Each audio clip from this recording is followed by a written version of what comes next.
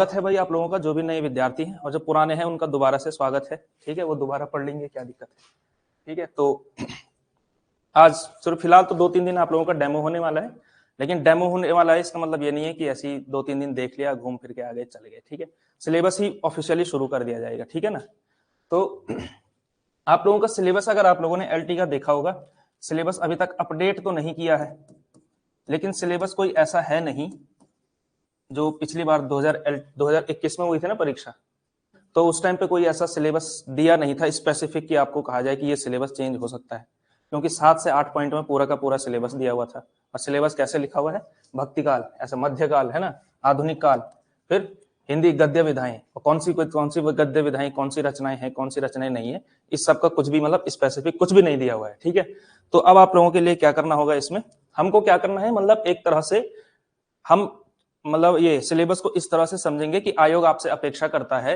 कि ग्रेजुएशन के स्तर की हिंदी जो है आप लोगों को पूरी की पूरी ही आनी चाहिए। ठीक है, वो सिलेबस कोई बहुत स्पेसिफिक सिलेबस नहीं है। जैसे अगर आप लोगों ने लेक्चरर का सिलेबस दिया हुआ हो, देखा होगा, देखा है किसी ने लेक्चरर का सिलेबस, यूके पीएससी की साइट पे है। ठीक है, वो वाले कराता है, पीएससी कराती है उसको, लेक्चरर को। ठीक है, तो उसका आपने अगर सिलेबस देखा होगा तो 3-4 पेज का सिलेबस है एक विषय का, बहुत स्पेसिफिक सिलेबस है, बिल्कुल दिया हुआ है। ठीक है, यहाँ सिलेबस 7 से 8 पॉइंट में है, कोई स्पेसिफिक नहीं दिया हुआ है। जब स्पेसिफिक ना दिया हुआ हो, पॉइंट टू पॉइंट ना दिया हुआ हो, तो इसका मतलब क्या है, सिलेबस में सब कुछ ही पढ़ना है। ठीक है, एक जनरलिस्टिक अप्रोच, सब कुछ आना चाहिए। कोई स्पेशलिस्ट ऐसा नहीं है कि ये वाला पूछा जाएगा और ये वाला नहीं पूछा जाएगा, कुछ भी पूछा जा सकता है। ठीक है, लेकिन फिर आप ये समझेंगे कि मॉडरेट लेवल का आपसे पूछा जाएगा, बहुत डेप्थ में वो नहीं जाने वाला है कि नहीं है। तो ये सारी चीजें, तो इसके लिए अब क्योंकि आपका सिलेबस ऑफिशियली अगर पॉइंट वाइज अगर आप देखेंगे तो भक्तिकाल से शुरू होता है।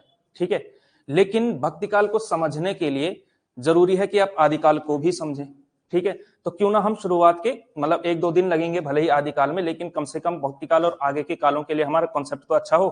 ठीक है, तो इस दृष्टि से हम लोग शुरू करने वाले हैं, आज आदिकाल से ही ऑफिशियली शुरू करेंगे, क्योंकि कई बार हो सकता है कि एक आध क्वेश्चन आपका छोटा मोटा आदिकाल से पूछ लिया जाए। फॉर एग्जाम्पल यही पूछ लिया, बीज वपन काल किसने कहा है ना, तो किसने कहा, महावीर प्रसाद द्विवेदी। ठीक है, फैक्ट के आप किंग है कि नहीं है। अब फैक्ट आपसे पूछ लिया जाए तो आपसे फिर महान साहित्य का जो है ज्ञाता कोई नहीं है। ठीक है, कॉन्सेप्चुअली देखना पड़ेगा आप लोगों को कि कॉन्सेप्ट भी समझना है। ठीक है, तो आज हम लोग शुरू कर रहे हैं अपने उसकी ऑफिशियल शुरुआत। ठीक है, और टाइपिस्ट भैया अभी आए नहीं है, तो उनको अभी मैटर मिला नहीं है, तो मैटर तो मैं लेकर के आ रखा हूं, जो आप लोगों को प्रिंटेड फॉर्म में मिलना है। ठीक है, ये है मैटर पूरा का पूरा। मैंने तो बहुत छोटा छोटा लिखा हुआ है, ये आपका जाएगा कम से कम 3 पेज में, ये पूरा का पूरा। ठीक है, आपको लग रहा होगा ये फर्रा लेके आ रखा है एक छोटा सा, इसमें क्या ही पढ़ा लिया जाएगा, लेकिन अगर आप देखेंगे तो ठीक ठाक पूरा का पूरा मैटर आएगा, पूरा आदिकाल जो है। ज्यादा नहीं, क्योंकि ज्यादा उससे सिलेबस आना भी नहीं है, तो 3 से 4 पेजेस में आपका पूरा का पूरा आदिकाल हम समेट लेंगे। ठीक है, तो आज हम शुरू करते हैं भाई आदिकाल से। ठीक है, इसकी शुरुआत क्या है, कैसे कैसे है। ठीक है, तो बताओ आप लोग, कोई जानता है कि आदिकाल की समय सीमा दरअसल मानी क्या जा सकती है, आप कहां से आदिकाल मानना चाहेंगे। अलग अलग विद्वान यहाँ पे बैठे हुए हैं। आपका नाम क्या है भैया, आनंद। ठीक है, आपका भैया विनय। ठीक है ना, तो आनंद जी आप जानते हैं कि क्या है समय सीमा लगभग, हाँ जी बताइए। हाँ हाँ, विक्रमी संवत में, अच्छा आचार्य रामचंद्र शुक्ल जी हैं, उनका जो आचार्यत्व है या उससे भी आकर के चल करके जो शुक्लत्व है, शुक्लत्व समझते हैं, थोड़ा सा भारतीय परंपरा और ये वाला जो रहता है, तो उन्होंने विक्रमी संवत में अपना इतिहास लिखा है। उनकी जो किताब है हिंदी साहित्य का इतिहास, आप देखेंगे विक्रमी संवत में है। ठीक है, तो अब तो थोड़ा बहुत आपको समझ हो ही गई होगी, वरना अगर कोई कंफ्यूजन ना रहे इसके लिए, ठीक है, तो विक्रमी संवत और ईस्वी सन में थोड़ा सा ध्यान रखना, 57 वर्ष का अंतर होता है। ठीक है, तो ऑप्शन में ये चीज भी ध्यान रखनी है। तो इन्होंने कहा 1050 से 1375 विक्रमी संवत के आसपास जो है उसको माना जाता है, यानी शुक्ल जी के अनुसार। और द्विवेदी जी के अनुसार, कौन द्विवेदी जी, सोहनलाल द्विवेदी, हजारी प्रसाद द्विवेदी है ना, तो हजारी प्रसाद द्विवेदी ने कब से कब तक माना, हाँ ईस्वी में माना, तो किससे कब से कब तक माना, नहीं उन्होंने माना है, उन्होंने बहुत जनरलिस्टिक कर दिया। जो शुक्ल जी ने माना था 1050 से 1375 ईस्वी, अब देखो जो संवत, सॉरी, तो 1375 संवत माना, इतना स्पेसिफिक देने की जरूरत शुक्ल जी ने क्या समझी होगी कि 1375 जैसे 76 लगा होगा, संवत में ही मान लिया जाए अगर, तो एकदम लोगों ने डिसाइड किया होगा कि आदिकाल की पोथियां बंद करो, आज से भक्तिकाल शुरू, आधी रात को मिडनाइट 12 AM, ऐसा हुआ होगा। कैसे होता है ये सारी आदिकाल से भक्तिकाल में परिवर्तन कैसे हुआ होगा। एक धीरे धीरे एक विकास क्रम में हुआ होगा ना, धीरे धीरे। देखो कोई भी चेंज आता है तो जो है क्या लगता है, करीब करीब कम से कम 50, 60, 70, 100 साल के क्रम में धीरे धीरे ही होता है परिवर्तन, ठीक है ना। तो मोटे तौर पर जो हजारी प्रसाद द्विवेदी जी ने मान रखा है वो ईस्वी सन में दिया 1000 ईस्वी से उन्होंने कहा 1400 ईस्वी तक जो है हमको क्या मानना चाहिए, आदिकाल मानना चाहिए। ये सारी फैक्चुअल बातें हैं, ठीक है, ये हम बात करेंगे इस पर।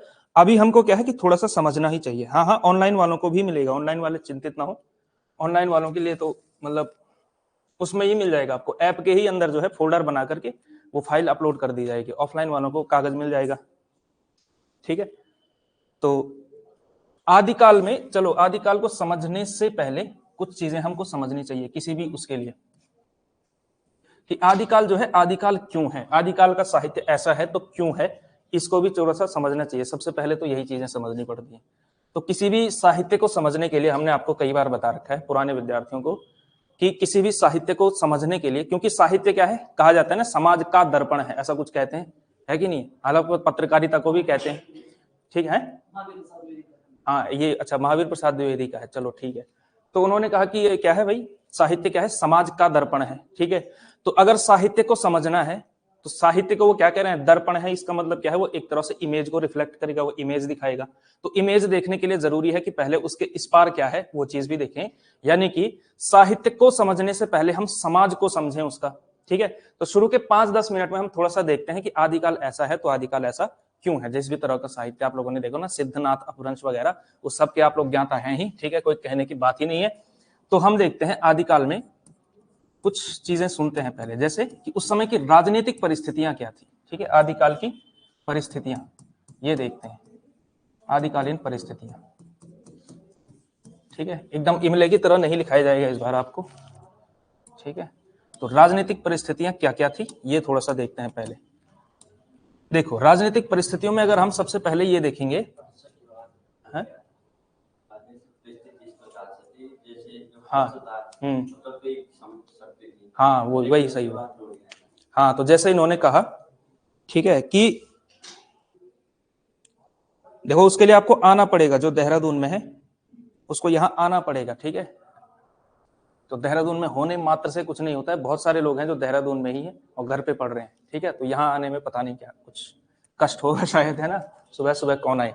तो राजनीतिक परिस्थितियों में जैसे संदीप जी कह रहे हैं कि था क्या इससे पहले, एक याद देखेंगे किसी ने इतिहास में थोड़ा सा देखा होगा, शायद यही साल है 647 ईस्वी, 647 ईस्वी, है ना। हर्षवर्धन की मृत्यु इस साल हुई थी। हर्षवर्धन का नाम सुना है आप लोगों ने, महान राजा जो कि दानवीर था, और हर्ष का नाम ना, दानवीर हर्ष का नाम सबने सुना है। तो उसकी गाथाएं जो है, बाणभट्ट नाम का एक कवि था, उसने खूब जो है इसका बखान किया है। कितना सच किया है कितना गलत किया है ये बात की बात होती है, ठीक है। जैसे आचार्य रामचंद्र शुक्ल ने आदिकाल को क्या कहा, वीर गाथा काल कहा, ठीक है।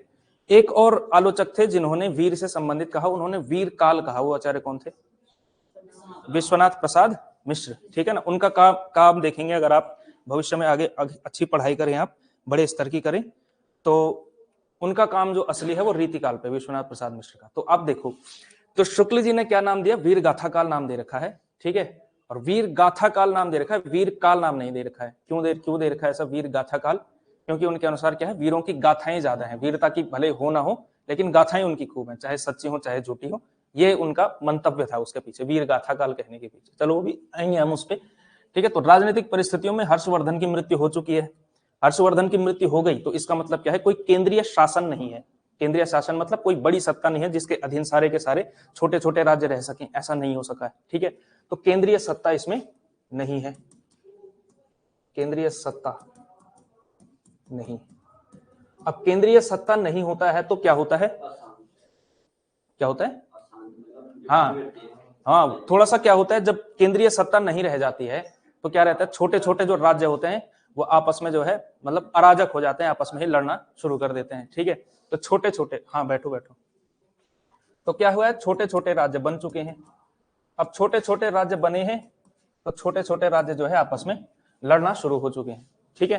और लड़ते क्यों है छोटे छोटे, इस टाइम पे राज्य जो है युद्ध किस चीज के लिए होता रहा होगा, जमीन के लिए, और क्या हो सकता है, क्या ऐसा कारण हो सकता है कि हमें देश की रक्षा करनी है, इस तरह की बातें आदिकाल में आपको देखने को नहीं मिलती है। ठीक है, अगर आप लोगों को ये लगता है कभी मतलब कि जो पृथ्वीराज चौहान और मोहम्मद गौरी का युद्ध था वो अगर हिंदू मुसलमान का युद्ध था, अगर आपको ये लग रहा है तो आपने हिस्ट्री को ठीक से पढ़ा नहीं है। ठीक है, आपका मूल्यांकन गलत है। ठीक है, क्योंकि उस समय जो युद्ध चलते थे वो किस चीज के लिए चलते थे? भाई मेरा जो राज्य है, फॉर एग्जांपल मैं आपको कौन है चलिए संदीप जी जैसे देहरादून राज्य के जो है राजा हैं, शासक हैं। ठीक है ना, अब देहरादून राज्य के शासक हैं संदीप जी, वो चाहते हैं कि चक्राता राज्य जो है मैं हथिया लूं। ठीक है, और वहां की महारानी है बीना जी, है ना। तो अब क्या है कि इन दोनों के बीच क्या होगा? युद्ध होगा, है ना, छोटा छोटा युद्ध होगा। और अगर पूरा भारतवर्ष यहाँ पर केंद्रीय सत्ता होती, ठीक है, अच्छा अभी आप ये समझो कि उत्तराखंड और उत्तर प्रदेश जो है मतभेद भी होते होंगे पानी पे, इस पे, संसाधन वगैरह पे, तो लड़ते क्यों नहीं है? इन दोनों के बीच युद्ध क्यों नहीं होता? क्योंकि केंद्र में कौन बैठी हुई है? सत्ता बैठी हुई है ना, तो उसको वही है केंद्रीय सत्ता। खैर ये तो सोशल कॉन्ट्रैक्ट है, ये बात अलग है। अच्छा कई बार हो भी जाती है लड़ाई। अगर आप लोगों ने एक नदी है कावेरी नदी, ठीक है ना, तो कावेरी नदी का अगर आप लोगों ने विवाद सुना होगा तो दो राज्य जो है आमने सामने आते हैं। उसमें कौन कौन से राज्य हैं? वो एक तमिलनाडु और उसी के बगल में जो ऐसे में राज्य है कर्नाटक, जिसकी राजधानी क्या है? बेंगलोर है। तो इन दोनों राज्यों के बीच बड़ी खतरनाक युद्ध जो है हुए। युद्ध मतलब आजादी के बाद वाली लड़ाइयां, मतलब आपस में जो है बॉर्डर पर जो है इधर के लोग उधर के लोगों को जो है पत्थर मार दिया, ऐसा कुछ कर दिया, बवाल बहुत होता था क्योंकि कावेरी नदी का जो जल विवाद उसकी वजह से। हालांकि वो चीज अलग है। तो यहाँ पे क्या होता था? छोटे छोटे राज्य एक दूसरे के लिए लड़ रहे हैं।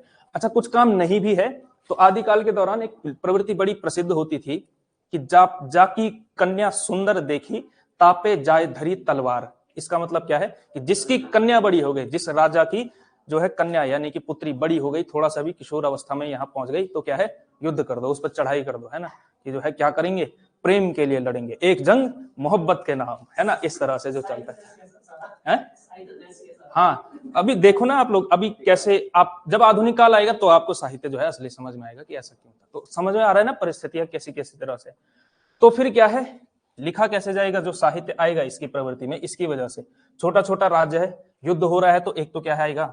वीरता वाला वर्णन आएगा। ठीक है ना, एक आएगी आपकी वीरता वाले वर्णन की, वीर गाथाओं के काल जो है लिखे जाएंगे। महान राजा यहाँ गए, उन्होंने जो है क्या किया कि दिल्ली से चलना शुरू हुए थे, है ना, दिल्ली से चलना शुरू हुए और क्या किया कि बीच में मेरठ में उनका सिर कट गया था, लेकिन उस बिना सिर के ही जो है वो देहरादून तक आप पहुंचे। इतने महान राजा, और इस तरह की वीर गाथा ही ऐसी ही है। ठीक है, आप महाराणा प्रताप का जो वाला सुना होगा आपने कि राणा प्रताप ने यहां से जो है उसके सिर से मारना शुरू किया और घोड़ा सहित पूरा चीर दिया, दो हिस्से कर दिया। ठीक है, ये क्या है? अतिशयोक्ति अलंकार है। ये जो वर्णन आता है ये श्याम नारायण पांडे का एक खंड काव्य है, हल्दी घाटी। ठीक है ना, द्विवेदी युग में आप पढ़ेंगे, राष्ट्रीय सांस्कृतिक धारा के कवि, जैसे उत्तर छायावाद में भी आप उनको देख सकते हैं। तो वीरता का काव्य है। और दूसरा आपको बताया कि जाकी कन्या सुंदर देखी तापे जाए धरी तलवार, तो श्रृंगार भी है ही। ठीक है, तो इस तरह के तो वीरता और श्रृंगार जो है दो चीजें आपको आदिकाल में देखने को मिलती है। ठीक, अच्छा इसमें आदिकाल में और रीतिकाल में यही एक फर्क है। ठीक है, कि आदिकाल में जो है कोई केंद्रीय सत्ता नहीं है। ठीक है, तो आपस में सब लड़ रहे हैं। रीतिकाल आप लोग देखेंगे, रीतिकाल की समय सीमा क्या है? 1650 से, हाँ मतलब इसी लगभग मान सकते हैं, यानी कि मोटे तौर पे कह सकते हैं 17वीं सदी से 19वीं सदी के बीच तक, है ना। फिर तो 1870 के आसपास, 1868 में नहीं, 1850 में भारतेंदु हरिश्चंद्र का जन्म हो जाता है। 16 वर्ष की उम्र में उन्होंने अपनी, नहीं 18 वर्ष की उम्र में उन्होंने अपनी पहली पत्रिका निकाली थी, कवि वचन सुधा। और फिर वहां से भारतेंदु युग शुरू है। वो किसमें? 68 में ना, हाँ 68 तो 68 का है, कुछ और काम है 68 का ना। ठीक है, तो उस टाइम पे वो जब शुरू हो जाएगा। तो रीतिकाल में क्या है? रीतिकाल में केंद्रीय सत्ता है। सत्ता किसकी है? मुगलों की सत्ता है। रीतिकाल जब शुरू हुआ तो पीक उस समय पे क्या हुआ था? अकबर का शासन समाप्त हुआ 1605 ईस्वी में। 1605 ही इतिहास के ज्ञाता बताएंगे। ठीक है, 1605 ईस्वी में जो है अकबर की मृत्यु होती है और वहां पर फिर क्या होता है? जहांगीर का शासन स्थापित हुआ। और इतिहास में मैंने तो हाँ वही तो कह रहा हूँ, मृत्यु हो जाती है 1605 में, वही तो कह रहा हूँ। 1605 ईस्वी में अकबर की मृत्यु हो गई, जहांगीर शासक बना। ठीक है, जहांगीर शासक बना, और मैंने तो 6th 7th 8th में कहीं से सुना था कि वो जो है मुगल काल का गोल्डन पीरियड कहा जाता है जो जहांगीर के शासन में चला। क्योंकि अकबर ने क्या कर दिया था? पूरी मतलब सत्ता बहुत ज्यादा फैला दी थी अकबर ने, और जहांगीर ने उस पर राज किया एक तरह से, जहांगीर ने उसको संभाल के रखा। शाहजहां के बाद से परिस्थितियां खराब होनी शुरू हुई, ऐसा हम सुनते हैं, देखते हैं, उनके पारिवारिक परिस्थितियों की वजह से, ठीक है ना, तो वो सब आता है। तो पीक समझो आप, रीतिकाल में पीक है, तो केंद्रीय सत्ता है, तो आसपास के राज्य लड़ेंगे नहीं, क्योंकि अगर ये लड़ेंगे तो वहां से जो है, हाँ वो देखेंगे आपकी वो कैसा गुणगान है, अभी हम देखेंगे उसका, ठीक है, वो मतलब हंसी आने वाला गुणगान ज्यादा है। अच्छा देखो आप लोग, फॉर एग्जाम्पल कोई बहुत, जैसे एग्जाम्पल देते हैं हम, ठीक है, अब ये क्लास है पाकिस्तान तक नहीं पहुंचने वाली है, तो खुल करके कही जा सकती है बात, पहुंच भी जाए तो क्या ही कर लेंगे, ठीक है। तो देखो, अगर देखो पाकिस्तान 4 लड़ाई लड़ा, चारों हारा, ठीक है। पाकिस्तान की सेना के बारे में एक कथन बड़ा चलता है कि जंग कभी जीती नहीं और इलेक्शन कभी हारे नहीं, है कि नहीं। आजकल ये इलेक्शन हुआ, फिर से सेना जीत गई है, ऐसा कुछ मान्यता है, मतलब सेना का आदमी जो है उन्होंने जिता दिया है, फिर से ऐसा कुछ होता है वहां पे। तो अगर ऐसा हो कि वहां पाकिस्तान की सेना में कि करगिल का युद्ध हुआ, नहीं 1971 का युद्ध हुआ, और बढ़िया से लेते हैं, 1971 का युद्ध हुआ, ठीक है, वो तो है ही ना खतरनाक तरीके से, और उसके बाद वहां पर जो है कोई शायर हो वहां का, और वो जो है भारत, वहां के जनरल जो है, वहां के जनरल जो भी अयूब खान शायद थे या जो भी थे, उन पर जो है एक वीर गाथात्मक कविता लिखे, तो फिर उसकी मतलब क्या वैल्यू रह जाएगी, वो हंसी वाली बात है, वो ऐसा लगेगा ना कि यार मजाक उड़ा रहा है कि नहीं है। इस तरह की जो है, उसी तरह की कविता आपको रीतिकाल में भी देखने को मिलती है। अरे भाई तुम लड़ हो नहीं रहे, युद्ध तुम्हारा हो नहीं रहा है, तुमको मतलब कौन सी जंग जीत ली तुमने, मतलब है ना, अपने घर की छत पे जंग जीत ली, क्या जीत लिया। तो इस तरह की कविता आपको रीतिकाल में मिलती है। रीतिकाल में जो वीर गाथात्मक कविता है, यानी कि जो वीरों की कविता आपको रीतिकाल में देखने को मिलती है, वो 2 लोगों की ही अच्छी है, मतलब 2 लोगों की, मतलब 2 राजाओं की ही, मतलब आप कह सकते हैं कि हाँ इनकी वीरता थोड़ा सा जस्टिफाई होती है। ये बात शुक्ल जी ने भी कही। एक तो है आपके भूषण के थे वो दोनों, एक तो थे आपके सोलंकी राजा रुद्र, ठीक है, वो भी जो है मुगलों के खिलाफ लड़े, उस समय पर औरंगजेब आ चुका था, और दूसरे थे छत्रपति शिवाजी महाराज।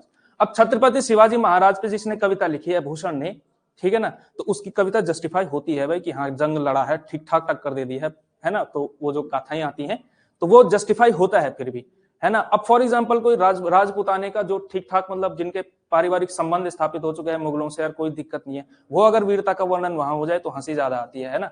तो उस तरह, तो रीतिकाल का जो है वर्णन उस तरह का है। तो यहाँ वाली बात है। तो राजनीतिक परिस्थितियां राज हैं और वो जो है आपस में लड़ रहे हैं, इसके अलावा कोई काम नहीं है, आपस में छोटा मोटा युद्ध लड़ते हैं, और साथ में कवि को भी लेकर के जाते हैं कि देखो अगर मैं एक तीर चलाऊंगा तो ऐसा कहना कि बस वर्षा कर दी गई, है ना। ऐसा ही होता था। पृथ्वीराज चौहान जो जो आपका चंद्रवरदाई जो कवि हैं, जो पहले महाकवि माने जाते हैं हिंदी के, तो उनका ऐसा ही है। वो क्या करते थे, पृथ्वीराज चौहान के साथ जंग में गए, अच्छा योद्धा भी है, और जो है मतलब कैसे वो करते रहे होंगे, मतलब शॉर्ट नोट्स बनाते थे, क्या करते थे, घर आके फिर कविता लिखते थे, इतना याद कैसे रहता था, ठीक है। तो इस तरह की कविता थी, मतलब है ना। तो आप समझ सकते हैं कि मिलाया जुलाया, थोड़ा सच थोड़ा झूठ जो भी है, तो वीर गाथात्मक काव्य वो था। तो राजनीतिक परिस्थितियां तो ये थी भाई। समाज उस समय पे क्या कर रहा था, सामाजिक परिस्थितियां ज्यादा महत्वपूर्ण होती हैं, क्योंकि जो ज्यादातर साहित्य है वो का समाज से एसोसिएट होता है। सामाजिक परिस्थितियों में आप ये देखेंगे कि यहां के बाद 647 हर्षवर्धन की मृत्यु के बाद जो इतिहासकारों की मान्यता है कि 8वीं सदी के बाद एक शब्द सुना है आप लोगों ने, कोई सोशियोलॉजी का, पॉलिटिकल साइंस का, हिस्ट्री का, किसी भी स्ट्रीम का व्यक्ति है तो उसने ये शब्द सुना है सामंतवाद। क्या होता है सामंत, और सामंतवाद क्या होता है? संदीप जी रोकेंगे आप 1 मिनट, आपको ठीक ठाक जानकारी है तो अन्य लोगों को भी आप मौका देंगे, ठीक है ना। हाँ तो बताएंगे, आप बताएंगे, बबीता जी आप बताइए। सामंतवाद शब्द सुना है? अच्छा किसने सुना है, हाथ खड़ा करो। केवल सुना है, कोई बात नहीं, कहीं भी सुना हो, चाहे टीवी सीरियल में सुना हो, सबने सुना है, ठीक है, अभी तो सुन ही लिया। सामंत होता क्या है, चलो ये बताओ। सामंतवाद अपने आप में समझ में आ जाएगा। सामंत क्या होता है? किसके अधीन, किसके अधीन कार्य? आपके अधीन कोई सामंत है वर्तमान में? हाँ जी, हाँ राजाओं के अधीन काम। देखो सामंत शब्द जो होता है ना, सामंत का मतलब आप सिर्फ एक ही चीज समझें कि एक तो है भाई राजा, ठीक है, हायरार्की में दूसरी तरफ आती है प्रजा, प्रजा कहेंगे या फिर किसान कह सकते हैं, दूसरा वर्ग है ना। पहले क्या होता था, हर्षवर्धन से पहले टैक्सेशन की व्यवस्था बिल्कुल अलग थी, टैक्स लेने की परंपरा जो है बिल्कुल अलग थी, कि राजा के ही जो है, यानी कि जो दरबार में ही जो लोग हैं, राजा का अपना डिपार्टमेंट जो होता था, वो डिपार्टमेंट यानी कि कह सकते हैं कि राजा डायरेक्ट इन्वॉल्व होता था किसानों से टैक्स लेने में, कर लेने में। बाद में यहाँ पे क्या हुआ, छोटे छोटे राज्य आए, उन्होंने कहा कौन करे बीच में, तो एक मिडिल मैन रख लिया जाए, मिडिल मैन यानी बीच का ऐसा बिचौलिया रख लिया जाए, है कि नहीं है। तो मिडिल मैन रख लिया गया। तो राजा और किसान के बीच जो मिडिल मैन था उसको कहा गया सामंत, कहा जाता था उसको। ठीक है, सामंत जो है बहुत लंबे समय तक सामंतवाद चला है। अगर हम ये कहें कि वर्तमान समय में भी बहुत सारे सामंत हैं जो काम करते हैं, तो जो है गलत नहीं होगा। भले ही उनका जो है रूप बदलता रहता है, लेकिन सामंत जो है मिडिलमैन रहता ही रहता है। ये मिडिलमैन क्या करता था? सामंत वो नहीं है जो मेहनत करेगा, जो जिसकी अपनी जमीन होगी, वो नहीं है। सामंत कहेंगे या फिर इन्होंने जो है जो उन्होंने शुरू की थी जमींदारी प्रथा, किसने शुरू की थी? अंग्रेजों ने। इन्होंने भी मिडिलमैन रखना शुरू किया अपना। ये क्या करते थे? ये कोई मेहनत नहीं करेगा, ठीक है, किसानों से सीधा सीधा कर लेगा, उसका कुछ हिस्सा खुद रखेगा और कुछ हिस्सा राजा को देगा। अब बीच में क्या है? अब वो राजा से थोड़ा भी दबाव आ गया कि इतना टैक्स होना चाहिए, तो वो क्या, अब जिस भी तरह से नीति चाहे राजा ने कोई भी बना रखी हो टैक्सेशन की, वो होगी क्या उसमें? वो अपनी तरफ से क्या करेगा? क्योंकि इसके पास ओपन, मतलब इसको छोड़ा हुआ है ना खुले हाथ में, इसके पीछे नियम तो कुछ है नहीं, तो ये किसानों का शोषण करेगा। तो ये जो सामंतवाद जो है यहाँ पर शुरू हो चुका था। तो इसका मतलब क्या है? एक तो सामंतवाद आपको नजर आता है इसमें। दूसरी चीज है, क्योंकि किसान है तो कृषि प्रधान अर्थव्यवस्था है, ठीक है, इस समय तक, क्योंकि पूंजीवाद तो बहुत बाद की बात है, कृषि प्रधान अर्थव्यवस्था चली है। कृषि प्रधान अर्थव्यवस्था, कृषि प्रधान अर्थव्यवस्था में क्या होता है? कृषि प्रधान अर्थव्यवस्था में सामंतवाद आता है, ठीक है। और जब उद्योगों पर केंद्रित अर्थव्यवस्था जाती है तो आता है पूंजीवाद, ठीक है, जिसको कैपिटलिज्म कहते हैं, ठीक है। तो पूंजीवाद, पूंजीवाद शब्द सुना है? बेशक सीरियल में सुना हो, ठीक है, किसी यूट्यूब वीडियो में सुना हो, लेकिन सुना तो होगा। तो कृषि प्रधान अर्थव्यवस्था है। कृषि प्रधान जब अर्थव्यवस्था होती है किसी भी उसमें, तो आप देखेंगे, आप लोग एक चीज समझो कि गांव में तो कृषि प्रधान व्यवस्था होती है, शहर में जो है उद्योगों पर और सर्विस सेक्टर का मामला ज्यादा होता है, ठीक है, मतलब वहां पे अर्थव्यवस्था केंद्रित होती है, ठीक है। तो कृषि प्रधान अर्थव्यवस्था, जैसे आप गांव में देखेंगे, धर्म का बोलबाला गांव में आपको ज्यादा दिखेगा या शहर में आपको ज्यादा दिखेगा? ना, शहर में भी दिखेगा, लेकिन गांव में बहुत ज्यादा दिखेगा। कि गांव में क्या होगा कि मतलब छोटी छोटी बात में भी जो है, हर छोटी सी चीज में धर्म आता है कि नहीं है? और कृषि प्रधान अर्थव्यवस्था है, तो इसका मतलब क्या है? धार्मिक जो है ठीक ठाक लोग होने वाले हैं। अब धार्मिक हैं तो ये धार्मिक किस स्तर के धार्मिक हैं? क्या बहुत आध्यात्मिक हैं? क्या एकदम उपनिषदों पे चर्चा चलती है, ज्ञान की चर्चा चलती है, या फिर आडंबर, तंत्र मंत्र, इस तरह की चीजें ज्यादा चलती है? ज्यादा चीजें इस तरह से चलती है ना। जैसे गांव में होता है कि भैंस ने 2 दिन दूध नहीं दिया तो क्या हो गया, इस पे कुछ जो है लग गया है, और फिर जो है तांत्रिक महोदय के पास लेकर के जाया जाता है। उनको कहा जाता है वो ताऊ जी के पास जो है आप क्या करो, जो वो पत्थर वाला नमक होता है वो लेकर के, तो नमक जो है मंत्र लगाया जाता है, ये सब होता है ना। तो वो जो है धर्म का एक स्वरूप, वो है एक स्वरूप स्पिरिचुअल धार्मिक जो है, वो उपनिषद की ज्ञान चर्चा वगैरह वगैरह अलग, वो भक्ति काल देखेंगे आप, ठीक है। तो यहाँ पे धर्म का स्वरूप कैसा है? पाखंड, पाखंड शब्द आप लगा सकते हैं, एक लगा सकते हैं आडंबर खूब सारे हैं, तो ये सब जो है यहाँ पे हो रहा है। धार्मिक पाखंड है, आडंबर है, ये सब जो है चीजें जो है इस समय की। नहीं, तो समाज में ही धर्म होता है, उसको धार्मिक परिस्थितियां अलग से कैसे कर ली जाएंगी, है ना, इसी को इसी में डाल सकते हैं कि समाज क्या कर रहा है, पाखंड और आडंबर और इस सारी चीजों में लगा हुआ है, ठीक है। और उस समय पर आप देखेंगे कि उस समय पे जो है 2-3 तरह के धर्म जो है आपस में चल रहे थे।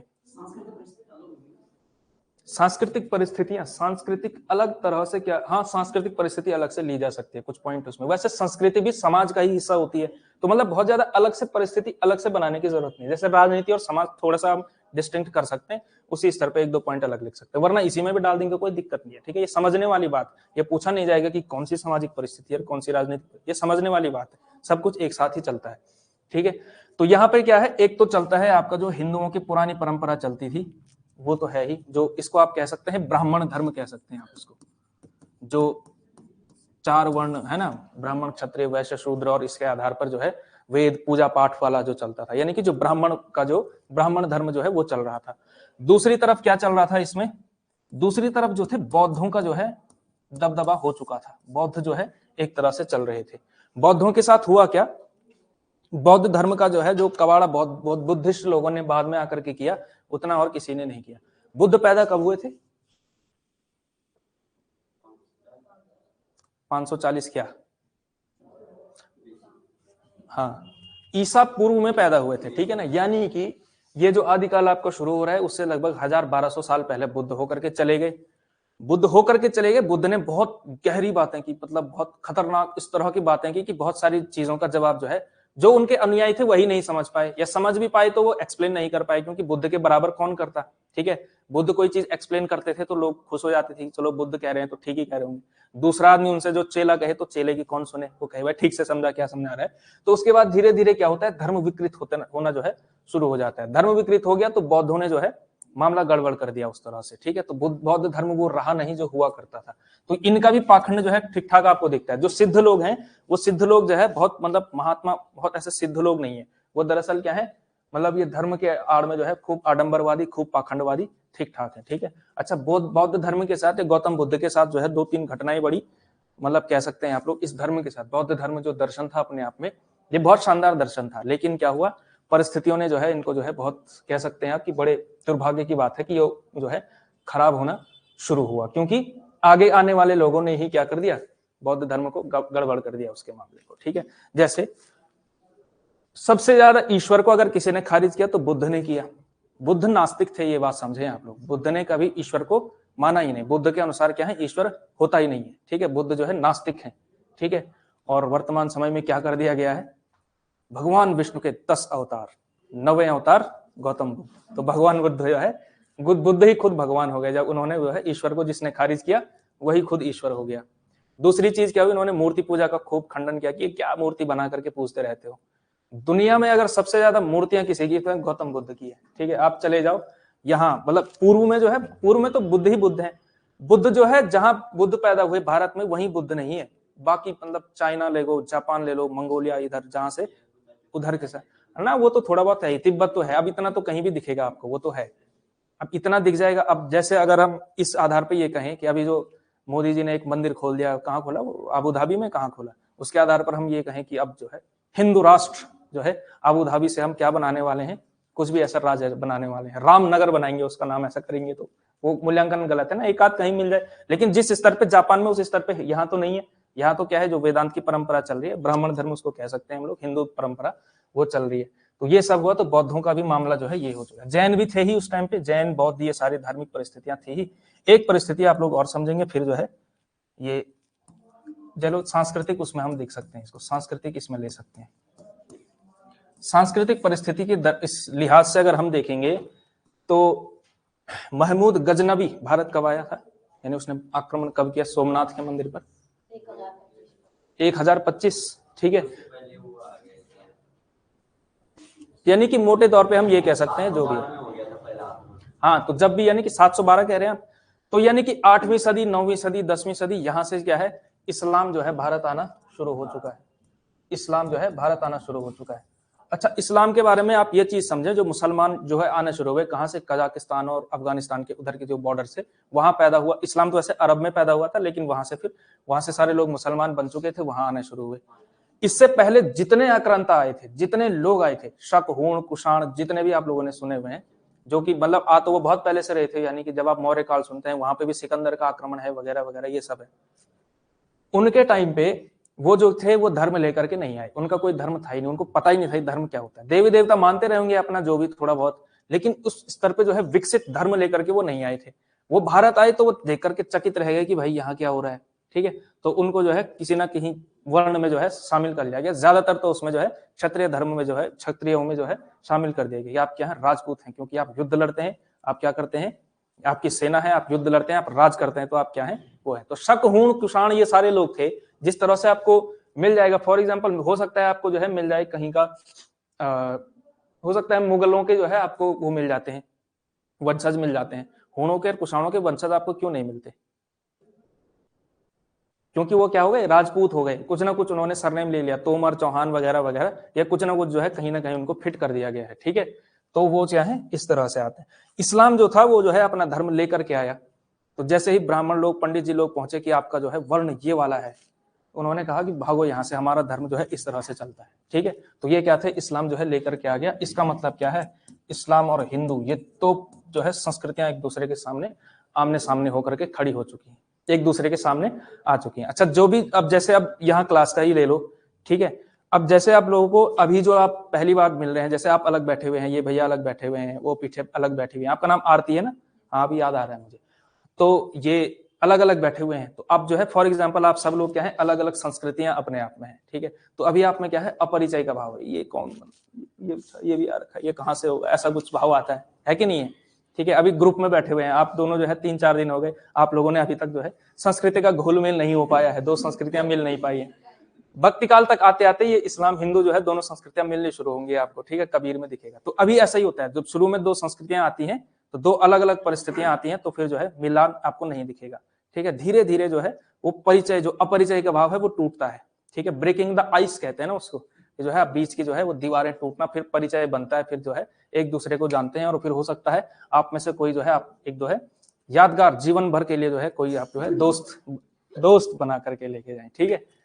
तो ये है, ये हो सकता है। तो इस्लाम और हिंदू में परिस्थितियों में भी यही हो रहा था, आदिकाल में जो है बहुत ज्यादा परिचय का भाव नहीं था, ठीक है।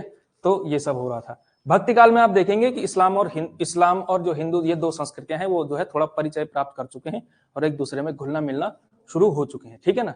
तो सांस्कृतिक परिस्थितियों में ये देखेंगे आप। दर्शन में आप क्या देख सकते हैं, कुछ और परिस्थितियों में आप क्या लिख सकते हैं। चलो विज्ञान तो नहीं, लेकिन ज्ञान की दुनिया में क्या क्या हो रहा था।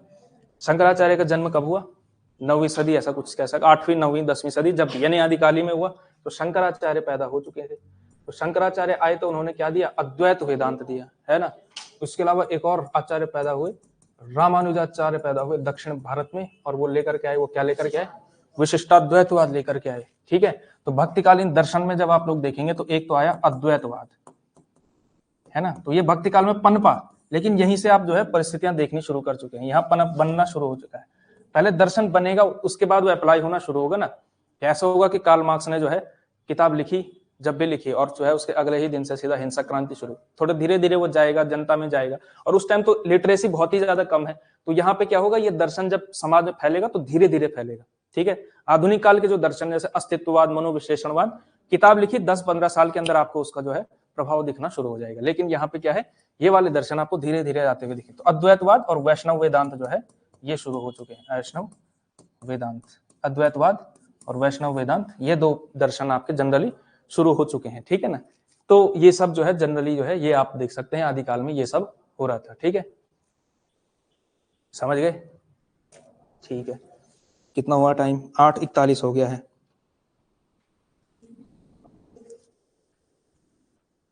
चलो स्लाइड चेंज कर लिया जाए, ठीक है। ऐसे ही बनाओ फिलहाल, ऐसे जैसे मैं गोले गोले कर रहा हूँ, ठीक है। घर जा करके याद कर लेना कहानी की तरह इसको, कैसा कैसा, ठीक है। ये परीक्षा में पूछा नहीं जाता है, ठीक है, लेकिन समझने के लिए जरूरी है। हो सकता है, मैंने पहले भी कहा है, एक आध क्वेश्चन जब कॉन्सेप्ट किसी को पता होते हैं तो एक दो क्वेश्चन जो है कॉन्सेप्ट की वजह से भी तुक्के ठीक हो जाते हैं। जब गट फीलिंग आपको आए, मैं पहले ही से कहता हूँ हमेशा कि कोई क्वेश्चन हो, फॉर एग्जांपल कोई भी एक प्रश्न है और उसके 4 विकल्प दिए हुए हैं, और आपका जो है अंदर से आ रहा है कि यही होना चाहिए, जबरदस्ती नहीं निकालना है कि अकड़ बकड़ के फिर कह रहे हो अंदर से आ रहा है, तो ऐसा वाला नहीं। अंदर से सच में लग रहा है कि ये उत्तर होना चाहिए, और उसके पीछे आपका जो है लॉजिक भी काम कर रहा है कि इसलिए होना चाहिए और इसलिए नहीं होना चाहिए, तो उस क्वेश्चन के साथ आपको जाना चाहिए, ठीक है। क्योंकि इसका मतलब आपको जो है समझ थी, तो समझ के आधार पर आपने उसको कर दिया, ठीक है। तो वो भी आप कर सकते हैं। तो इस तरह के कॉन्सेप्ट बहुत काम आते हैं। अब आते हैं हम लोग आदिकालीन साहित्य पे। परिस्थितियां तो देख ली, यानी कि इमेज तो हमने देख ली, अब जो है दर्पण जो है देखना है। आदिकालीन साहित्य, आदिकालीन साहित्य कैसा था। आदिकालीन साहित्य दो ही प्रकार का है ज्यादातर, अगर आप देखेंगे इसमें कि या तो वो हुआ है दरबार में लिखा गया, ठीक है, या तो वो मठ मंदिरों में लिखा गया। मंदिरों में तो नहीं, मठों में ही लिखा गया। बौद्ध विहारों में, जैन वगैरह, शायद जैनों के तो मंदिर होते हैं, तो कह सकते हैं मठ मंदिरों में लिखा गया। दो ही तरह से लिखा गया, छोटा मोटा थोड़ा बहुत आगे लिखा गया, मतलब जनता के बीच एक दो वो फेमस हो गई, वरना जो है प्रवृत्ति के रूप में, यानी कि मात्रा के रूप में अगर आप देखेंगे तो ज्यादातर दरबारी साहित्य है, और दूसरा क्या है आपका, दूसरे उस तरह का साहित्य है। कौन सा वाला, मठों वाला साहित्य, जो धार्मिक प्रचारार्थ लिखा हुआ था। तो एक लिख सकते हैं आप लोग धार्मिक साहित्य।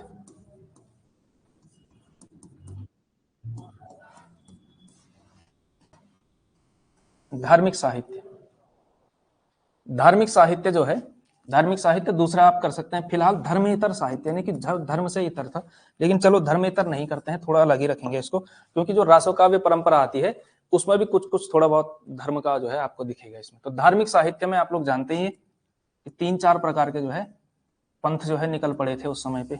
कौन कौन से थे, धर्म से जुड़े हुए, नहीं, रासो अलग है, रासो धार्मिक में नहीं होंगे। हाँ, सिद्ध हो गए, नाथ हो गए, जैन हो गए, है ना। तो यही तीन आप लोग जनरली देखते हैं। तो एक पनपा आपका सिद्ध साहित्य, ठीक है ना, सिद्ध जन में। दूसरी बार आए आपके नाथों का चला। तीसरा जो चला वो चला आपका जैन साहित्य चला, ठीक है ना, सिद्ध नाथ और जैन साहित्य। वैसे कुछ लोग मानते हैं कि एक और जो है शैव साहित्य भी चला, जिसमें जो है नाथ को भी उनमें इंक्लूड कर लेते हैं, लेकिन जैन, ये तीन जनरली आप लोग तीन ही प्रकार के देखेंगे हम, ठीक है। परीक्षा की दृष्टि से यही महत्वपूर्ण है, तो यही हम लोग देखने वाले हैं, ठीक है। ये सब धार्मिक साहित्य से इतर एक और परंपरा आप देखेंगे, रासो साहित्य।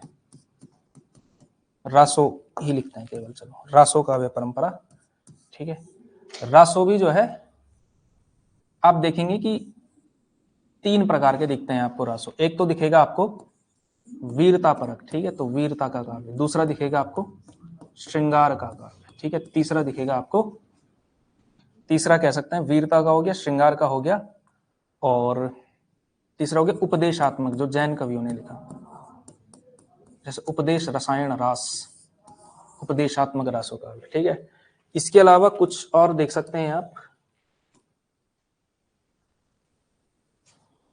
ठीक है। वैसे हम क्या करेंगे, जैसे ये जैन का लिखा हुआ है ना, तो जैनों से संबंधित वही वाला लिखेंगे। जैसे जो जैन में है उसको आप देखेंगे कि कुछ कुछ जनरली देखेंगे आप कि अपभ्रंश की कविता में डाला जाएगा, आपका नोट्स में जो आएगा। जैन जो कविताएं हैं उनको आप अपभ्रंश में देख, जैसे स्वयंभू, पुष्पदंत, ये सारे लोग जैन कवि हैं, ठीक है। जैन उसमें हम देख रहे हैं, धार्मिक भी है। और जो अगर आप कविता की उससे देखेंगे एकेडमिक रूप से, अगर उसमें देखेंगे तो आप उसको अपभ्रंश कविता में हम नोट्स में इंक्लूड करेंगे। तो कंफ्यूज मत करना कि सर अपभ्रंश में यह कहां से आ गया, ठीक है। तो वो अलग से देखेंगे, थोड़ा सा समझने के लिए ये क्लास का काम जो है अलग तरह से हो रहा है। रासो साहित्य हो गया, धार्मिक साहित्य हो गया। इसके अलावा क्या बचता है आपका, एक कह सकते हैं आप लोक का कविता था। हालांकि ये भी क्या कहा जाता है कि ये क्या है, मतलब दरबार में ही लिखा गया कविता है, लेकिन फिर भी क्योंकि इन सब से अलग है, रासों से अलग परंपरा है, तो लौकिक साहित्य लिख लिया। एक चौथा चल सकता है जिसको हम कह सकते हैं गद्य। दो तीन रचनाएं हैं केवल और केवल, बहुत ज्यादा नहीं है। तो गद्य साहित्य इस समय पे चल रहा था, इस इतनी सारी जो है इसको।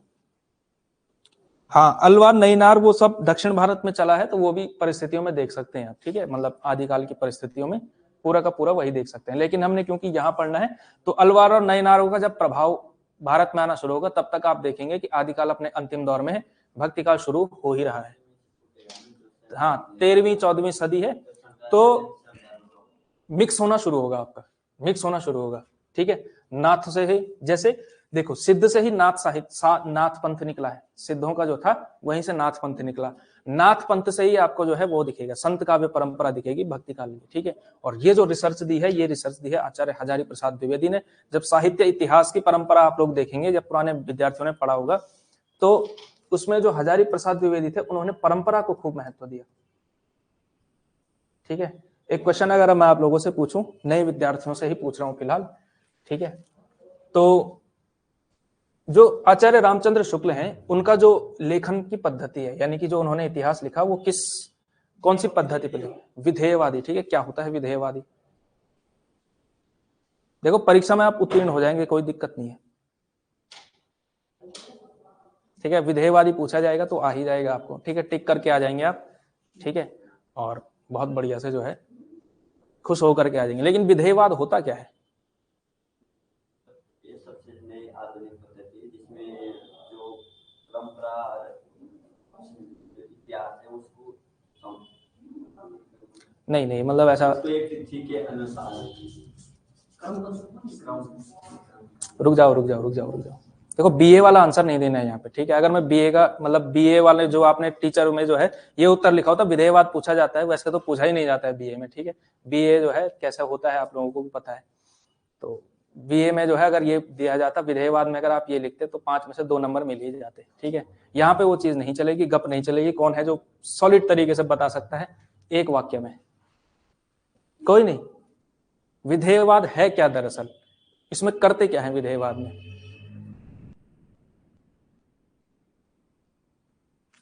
कोई भी नहीं है। अब देखो ऑनलाइन से क्या पता उत्तर आए तब तक, क्योंकि जरा लेट लोड होता है। नहीं, ऑप्शन कैसे दिया जाएगा, ऑप्शन आपको लंबा चौड़े 4 वाक्य में कैसे फ्रेम करूं इस समय पे, अच्छा है। नहीं, वो तो मैं समझाऊंगा ही, वो तो अंत में क्या ही विकल्प रह जाता है। विधेयवाद ये है एक खास, यथार्थ का ज्यादा नहीं नहीं, हो गया अभी आपके अटेम्प्ट समाप्त। वैज्ञानिक आधार पे इतिहास लिखते हैं, आप भी बीए वाला ही उत्तर दे रहे हैं, ठीक है। विधेयवाद दरअसल क्या है, आपको जो है स्पेसिफिक बताया गया था। अब जो है परंपरा इसमें है ही नहीं, ठीक है। वही तो बता रहा हूं कि हजारी प्रसाद द्विवेदी और शुक्ल जी का इतिहास लिखने का तरीका अलग था और क्यों था, इसीलिए हाँ जाति आ गए, हाँ एक और, चलो हो गया, 2 आ गए भाई, बहुत उद्भावना जो है यहाँ पे समाप्त हो चुकी है। रुक जाओ अभी आप, मैं बता दूंगा आपको, मैं कुछ कह रहा था यहाँ पे, कुछ बहुत महत्वपूर्ण चीज कह रहा था मैं, आपने भुला दिया वो। तो 3 चीजें हैं, चलो जाति हो गया, वातावरण हो गया और क्षण हो गया। जाति, वातावरण और क्षण, ये बताया गया था, एकदम तरीके से बताया गया था, ठीक है। तो क्या करना है, घर जा करके पुराने विद्यार्थियों, ऑनलाइन वालों ऑफलाइन वालों सब मिल करके घर पे जाना, ठीक है, और जो है हड़प्पा सभ्यता की तरफ खुदाई करना अपने नोट्स की, ठीक है। आपको अभिलेख मिलेगा वहां पे गढ़ा हुआ, और तब आपको जो है इतिहास में आप थीसिस लिखना, ये जो है विधेयवाद जो है पढ़ाया जाता था, 2 क्लासेस में क्लास चलती थी, और तब डीएल रोड पे क्लास होती थी, ठीक है, वहां मिलेगा आपको, ठीक है। और ये लगभग बैच 1 महीना भी नहीं हुआ इस चीज को पढ़े हुए, ये लगभग पढ़ाई की होगी हमने जनवरी के आसपास, जनवरी के जस्ट बाद वहां पर निबंध आलोचना हुई थी, उसके बाद हिंदी साहित्य का इतिहास लेखन हुआ था, ठीक है। जाति, वातावरण और क्षण, तो मिल गया अभिलेख, है ना, शिलालेख जो भी है, या फिर जो गुफा की आकृतियों को क्या कहते हैं, जो पुराना जो है, अच्छा गुहालेख भी कहते हैं, या फिर पुरातात्विक स्रोत जो होते हैं, जैसे हड़प्पा सभ्यता की लिपि है, ठीक है, लेकिन वो पढ़ी नहीं जा सकी है, तो इस तरह का भी कुछ कुछ मिल जाता है। हाँ, अब घर जाके करना ये रिसर्च, ठीक है। तो जाति, वातावरण, क्षण जो है शुक्ल जी का मामला था। परंपरा को माना कि परंपरा के आधार पे जो है किया है हजारी प्रसाद द्विवेदी ने, ठीक है। देखो शुक्ल जी ने जो इतिहास लिखा, थोड़ा सा अभी समझ लो, बाकी आएगा टॉपिक तो ठीक ठाक तरीके से समझ लेंगे, ठीक है। और फिर आप बीए वाला उत्तर नहीं देंगे, ठीक है, तब आप एमए वाला उत्तर देंगे, ठीक है, अच्छे एमए वाला उत्तर देंगे, ठीक है। जाति का मतलब क्या है, उन्होंने शुक्ल जी ने कहा, शुक्ल जी का फंडा सेम था, विधेयवाद जो है इन्होंने उद्भावना नहीं किया, नहीं इनका मौलिक दर्शन नहीं था, खुद ही इस चीज को डेवलप नहीं। ये विधेयवाद दरअसल एक विद्वान हुआ तेन नाम का, तेन भी कहते हैं और तोय भी कहते हैं इसको, ठीक है। जो फ्रेंच जो उच्चारण होते हैं थोड़ा अलग तरह से चलते हैं, ठीक है।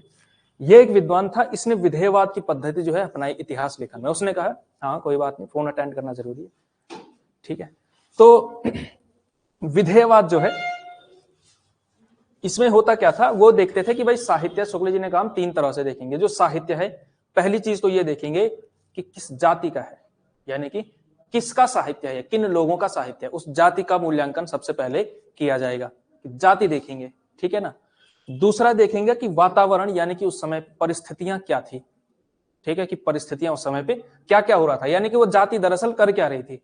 जाति देखेंगे कौन सी जाति, जैसे आदिकालीन साहित्य किस जाति का है, देखिए उत्तर भारत का ही आप जनरली देखेंगे, तो हिंदी जाति हम कह सकते हैं, हिंदी साहित्य किसका है, हिंदी जाति का है। तो हिंदी जाति के कुछ कुछ ट्रेड्स हैं, जैसे हिंदी जाति का एक लक्षण है वर्ण व्यवस्था, फॉर एग्जाम्पल, ठीक है। आजकल जो है, क्योंकि अब हम बहुत संस्कृतियां बहुत घुल मिल चुकी है ना, है कि नहीं है, बहुत सारा इस्लाम का प्रभाव है, बहुत सारा क्रिश्चियनिटी का प्रभाव है, बहुत सारा अन्य अन्य धर्मों का प्रभाव है, वो तो अब मिल चुका है। लेकिन हम हिंदी जाति के कुछ कुछ चीजें, जैसे वर्ण व्यवस्था को मानना, ये सारी चीजें, तो एक देखेंगे हम कि जाति किस जाति का है, किस लोगों का ये साहित्य है। दूसरा देखेंगे वातावरण, यानी कि उस समय पे परिस्थितियां कर क्या रही थी। और क्षण देखेंगे, क्षण का मतलब है ये किस समय का साहित्य है। तो इन 3 पैरामीटर्स को नापते थे। उनका अगर आप जब डेप्थ में पढ़ लेंगे, थोड़ा और पढ़ लेंगे, मतलब जीवन में कभी पढ़ेंगे आप साहित्य, गहराई में पढ़ना, ठीक है। और निवेदन आप लोगों से यह है कि भावी अध्यापकों जहां भी पढ़ाओ, ठीक है, ठीक से पढ़ाना, ऐसा मत पढ़ाना जैसे हमको पढ़ाया गया था, ठीक है। तो जरा बढ़िया से पढ़ाना, इसलिए खुद पढ़ के जाना। जाति, वातावरण और क्षण, ठीक है। रेखा बडोनी ने बहुत अच्छा उत्तर दिया, आप पढ़ती हैं, आप बधाई के पात्र हैं। तो इन्होंने कहा जाति, वातावरण और क्षण के आधार पर हम क्या करेंगे, इसका मूल्यांकन करेंगे। हजारी प्रसाद द्विवेदी ने जो है इसको तो किया ही किया, ऐसा नहीं कह सकते हजारी प्रसाद द्विवेदी ने जो है इनकी सारी मतलब स्थापनाओं को खारिज किया, लेकिन जहां कमी रह गई थी, ठीक है, जैसे अभी हम देखेंगे कि आदिकाल का जो नाम रखा शुक्ल जी ने, वीर गाथा काल, वो गलत है, और वो गलत क्यों है, ठीक है। और इसका जवाब है परंपरा, ये जो बात, यानी जो सॉरी, आदिकाल में तो दूसरा कारण है ये नामकरण में, लेकिन शुक्ल जी एक और जगह बड़ी ठीक ठाक चूक जाते हैं कबीर के जो है मूल्यांकन में। ठीक है, कबीर का मूल्यांकन शुक्ल जी बहुत अच्छा नहीं कर पाए और हजारी प्रसाद द्विवेदी ने सबसे अच्छा मूल्यांकन कबीर का ही किया, क्योंकि परंपरा को जो है उन्होंने लिया था। ठीक है, तो वो कनेक्ट कर पाए कि जैन नाथ साहित्य से किस किस तरह से जुड़ा हुआ है, और फिर उन्होंने जो है कबीर को एक महान जो है उस तरह से यानी कि महान संत जो है घोषित किया था। और शुक्ल जी कहते हैं कि भाषा बहुत अनगढ़ होने के बावजूद भी, भाषा बहुत ज्यादा परिष्कृत न होने के बावजूद भी क्या है, कबीर में प्रतिभा बहुत प्रखर है, इसमें संदेह नहीं है। ठीक है, तो मैंने पहले भी ये वाली बात बता रखी है कि शुक्ल जी कबीर की तारीफ करते भी हैं, तो भी इस डिस्क्लेमर के साथ कि भाषा बहुत परिष्कृत और परिमार्जित नहीं है, तब भी टैलेंटेड आदमी है, इसमें कोई शक नहीं है। ऐसा इस तरह से जो है तारीफ की है। तो कबीर का मूल्यांकन ऐसा है। और उन्होंने क्या कहा है, और हजारी प्रसाद द्विवेदी ने क्या है, उसी भाषा पे जिस पे शुक्ल जी कह रहे हैं कि परिष्कृत नहीं है, उसी पे कह रहे हैं कि ये क्या है, वाणी के डिक्टेटर हैं। ठीक है, ये क्या करते हैं, वाणी को, जो भाषा को है, डिक्टेट कर देते हैं, जिस तरह से चाहे उस तरह से जो है भाषा, जो ये कहना चाहते हैं भाषा वो कह देती है, कोई रुकावट पैदा नहीं होती है। तो हजारी प्रसाद द्विवेदी का मूल्यांकन इस तरह का चलता है। ठीक है, तो ये सब चल रहा था। हम कहां से कहां आ गए हैं। ठीक है, विषयांतर बहुत ज्यादा हो रहा है आज, क्यों हो रहा होगा ऐसा? विषयांतर समझते हैं आप लोग? क्या होता है विषयांतर? एक शब्द और आ गया, विषयांतर मतलब विषय बदल जाना। ठीक है, जो जिस पे बात चल रही थी उससे अलग होकर के चल जाना। खैर ये भी इंक्लूसिवनेस जरूरी है ही। तो ये सब जो है परिस्थितियां उस समय पर थी, ये सब चल रहा था। तो ये सारे साहित्य जो है आपको दिखते हैं। अच्छा, एक आध सिद्धों के नाम बताओ जरा आप लोग। सरहपा और हाँ, और शबरपा है ना। जो सबसे प्रसिद्ध आदमी है वो तो आपके सरहपा है। ठीक है, नंबर 2 पे आप मूल्यांकन करेंगे शबरपा का। ठीक है, शबरपा ने जो है चर्यापद लिखे हुए हैं, चर्यापद। ठीक है, और इन्होंने क्या लिखा है, इनका जो इन्होंने लिखा नहीं है, उनका जो है संकलन कर दिया। फिर वो संकलन किया है शायद दोहा कोश का, जहां तक मुझे याद आ रहा है। हाँ हाँ, प्रबोध चंद बागची ने किया था। हाँ अच्छा, नाथ साहित्य का किया है पीताम्बर दत्त बड़फाल जी ने। ठीक है ना, ये थोड़ा मैं मुझे लगा। हाँ, प्रबोध चंद बागची ने जो है दोहा कोश नाम शायद उन्होंने ही रखा। दोहा का उन्होंने नाम नहीं रखा था सरहपा के, मैं दोहा कोश लिख रहा हूँ ऐसा कुछ। हाँ हाँ, हाँ बहुत सारे लोगों ने संपादन किया, जैसे कबीर की रचनाओं का संपादन टाइम टू टाइम होता ही रहा है ना। जैसे सबसे पहले कबीर की रचनाओं का संकलन किया था कबीर ग्रंथावली नाम से श्याम सुंदर दास ने। ठीक है, उसके बाद जो है नंबर 2 पर आते हैं, शायद जहां तक मुझे याद आ रहा है, हजारी प्रसाद द्विवेदी की भी एक किताब आती है कबीर नाम से, लेकिन वो कबीर की आलोचना ज्यादा है, यानी कबीर पर समीक्षा ज्यादा है, वो कबीर की रचनाओं का वो नहीं है। वैसे सबसे पहला संकलन जो किया था वो बीजक नाम से किया था। किसने किया था? धर्मदास ने। कब किया था? यहाँ के गाड़ी जो है 4-5 बार क्वेश्चन पूछा गया था। हाँ, आप दोनों ने मिलकर जवाब दिया था 1464 ईस्वी में। ठीक है, 1400 उन्होंने कहा था, 64 उन्होंने कहा था, याद आ गया मुझे। ठीक है, तो ये सब तो सिद्धों में वो आते हैं। नाथों में आप लोग जानते हैं गोरखनाथ है कि नहीं है? हाँ, ये सारे लोग। ठीक है, तो ये सारे लोग आते हैं नाथ परंपरा में। जैन में कौन कौन आते हैं? जैन, इनकी जो है परंपरा सबसे लंबी है, सबसे ज्यादा जैन कवि आप देखेंगे। अपभ्रंश जो साहित्य जो लिखा उन्होंने, वो जो है जैन में आता है। इसके अलावा वीर गाथा काल में सबसे खतरनाक तो आता है पृथ्वीराज रासो। ठीक है, अच्छा उससे भी खतरनाक एक और है, अगर वीरता का अगर आप मतलब परम दशा देखेंगे उसमें, तो वह है परमाल रासो। ठीक है, परमाल रासो किसकी रचना है? परमाल रासो, हाँ, जगनिक की रचना क्या है? परमाल रासो। अच्छा, आप लोगों ने मुझे भी बुला दिया, ऐसे मैं खुद भूल गया। देखो 2-3 जवाब मिल गए। तो परमाल रासो, हाँ, तो जैसे परमाल रासो है, परमाल रासो का एक खंड कहा जाता है, उसको आल्हा खंड कहा जाता है। ठीक है ना, उसमें 2 वीरों की कहानी है, आल्हा और उदल। ये 2 लोग हैं और इन 2 लोगों की कहानियां चलती हैं उसमें। ठीक है, और उत्तर प्रदेश का एक हिस्सा है जहां ये आल्हा खंड खूब गाया जाता है। ठीक है, और मतलब ये जो कविता कही जाती है, आप लोगों ने मतलब किसका उदाहरण दिया जा सकता है, ये गाया कैसे जाता है? रामलीला में परशुराम का पाठ खेलता हुआ व्यक्ति देखा है आप लोगों ने, किस तरह से उछलता कूदता है? तो आल्हा खंड जो है ऐसा ही गाया जाता है। ठीक है, एकदम छाती पीट कविता है। ठीक है, तो वो वाली बात है। तो जो है वीर गाथा काल जो है वो है। श्रृंगार की कविताओं में आप देखेंगे, श्रृंगार की, हाँ, बीसल देव रासो जो है श्रृंगारी, एकमात्र रासो ऐसा है जो श्रृंगार की कविता है। हालांकि शुक्ल जी को जो है, जो ये बीसल देव रासो का रचनाकार था नरपति नाल, यही था ना, उसको लेकर के जो है शुक्ल जी ने आपत्ति जताई है। उन्होंने कहा कि बीसल देव जैसा वीर जिसने बहुत सारे युद्ध लड़े, और ये इस पर रासो लिख रहा है, तो क्या कर रहा है, इसकी ये वाली कहानी लिख रहा है कि ये जो है घर से गया और बीवी से रूठ करके उड़ीसा चला गया और फिर वहां से फिर वापस आया और फिर जो है हैप्पी एंडिंग के साथ कहानी समाप्त हुई ना। रासो लिखना ही था तो इसने इतने सारे युद्ध लड़े उस पर लिख लेता। इसी सेंस में कहा, मतलब ऐसा नहीं कहा, इस सेंस में कहा, क्योंकि शुक्ल जी की भाषा जो है थोड़ा सा रहती है, उसमें जो है कह सकते हैं आप समासिकता रहती है, समास पद जो है खूब रहते हैं, यानी कि एक ही वाक्य से 2-3 अर्थ निकलते हैं। जैसे वो कबीर वाला कथन था, उससे 2-3 अर्थ निकल जाते हैं। ये जो है भाषा परिष्कृत नहीं थी, पहली बात ये। दूसरी बात प्रतिभा प्रखर थी। और तीसरी बात ये निकलती है कि प्रतिभा प्रखर थी और ये सब था। और मतलब थोड़ा थोड़ा ऐसा लगता है कभी शुक्ल जी को देख करके कि वो चाहते हैं कि जो सगुण धारा, जो ये निर्गुण धारा के लोग हैं, या जो संत कवि परंपरा के लोग हैं, इन्होंने जो है बड़ा बंटाधार किया है और इनसे क्या करना चाहिए था। अगर कबीर सगुण धारा के लोग होते ना, राम भक्ति धारा के होते, तो मजा आ जाता है ऐसा। क्योंकि सगुण राम का सबसे ज्यादा विरोध किसने किया? कबीर ने किया है ना, कि दशरथ सुत तिहु लोक बखाना, राम नाम का मरम है आना, ये कहा कबीर ने, है कि नहीं? तो कबीर की ये वाली बात है। तो ऐसा लगता है कभी कभी बायसनेस लगती है, और खासकर भक्ति काल में लगती है शुक्ल जी की। और वो इसलिए लगती है क्योंकि शुक्ल जी ने क्या किया, तुलसीदास का साहित्य उठाया। तुलसीदास जो है उनके प्रिय कवि हैं, ठीक है। बाकियों पे क्या लिखते हैं? कबीरदास जी, या फिर कवि कबीरदास, ऐसा भी कर लेते हैं, ठीक है। और निराला जी जरूर लगाते हैं, ऐसी कोई दिक्कत नहीं है, लेकिन जब तुलसीदास का नाम आता है तो गोस्वामी तुलसीदास जी, ऐसा जो है नाम आता है, ठीक है। शुक्ल जी को 2-3 कवि ना बहुत पसंद आए। जैसे इनमें से एक तो आपके गोस्वामी तुलसीदास जी, तो वो तो टॉप प्रायोरिटी थे ही। सेकंड नंबर पे जो पसंद आए वो थे जायसी, मलिक मोहम्मद जायसी भी खूब पसंद आए। पद्मावत भी इन्होंने लिखा है, संकलन किया उन्होंने जायसी ग्रंथावली का, ठीक है।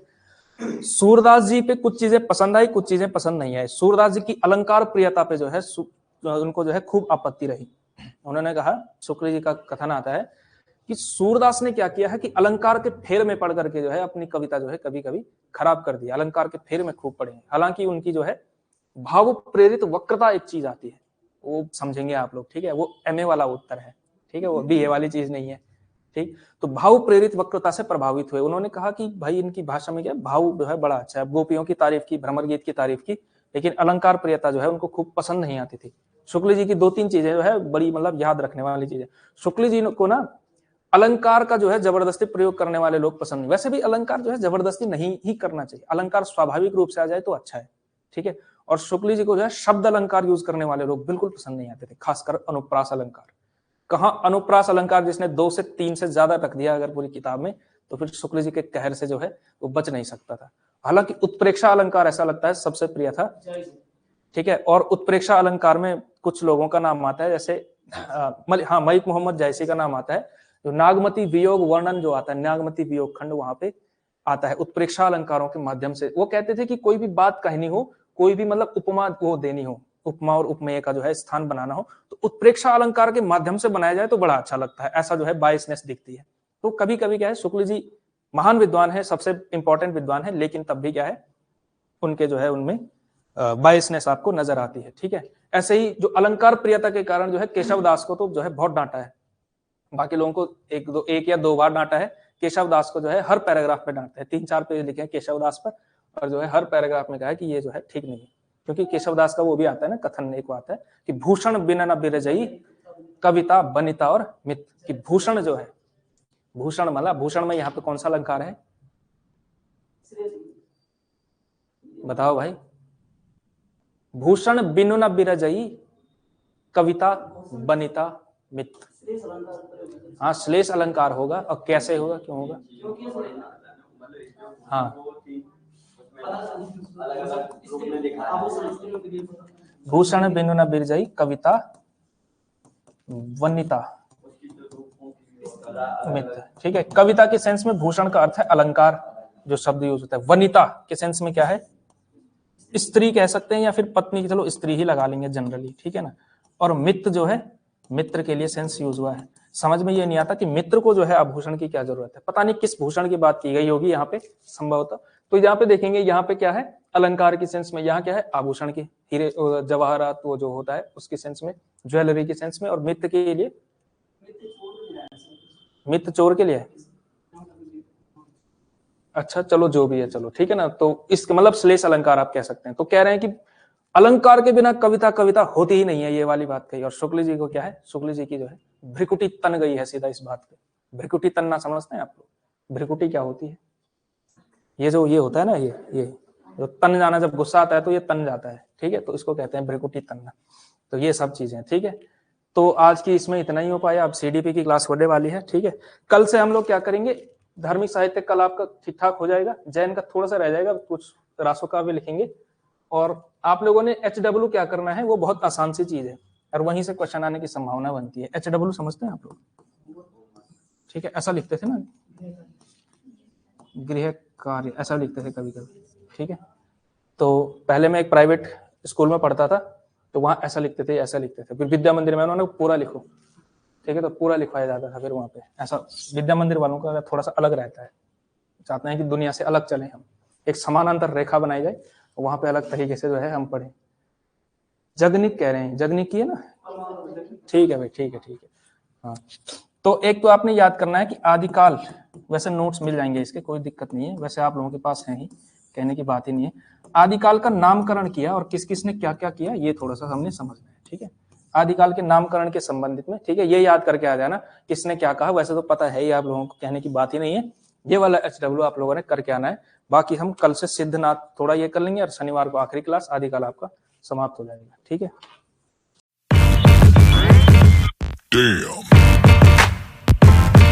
Damn.